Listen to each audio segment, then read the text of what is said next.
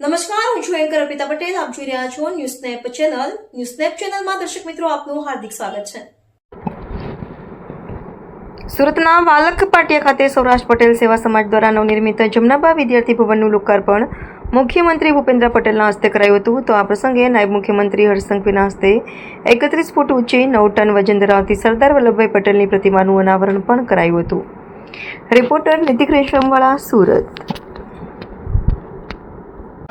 लोकार्पण समारोह में आप सौनी वच्चे उपस्थित राज्यना लोकप्रिय मुख्यमंत्री आदरणीय श्री भूपेन्द्रभाई पटेल साहेब आपना सौनी वच्चे वर्षों जे सामाजिक सेवाओं हो, समाजना नाना मोटा कोई प्रश्न हो, वराछा, कतारगाम, सूरत, सौराष्ट्र બધા વિસ્તારોમાં વર્ષોથી કામ કરતા એવા કેન્દ્રીય મંત્રી આદરણીય શ્રી મનસુખભાઈ માંડવિયા અને આપણી આ સુરતની ધરતી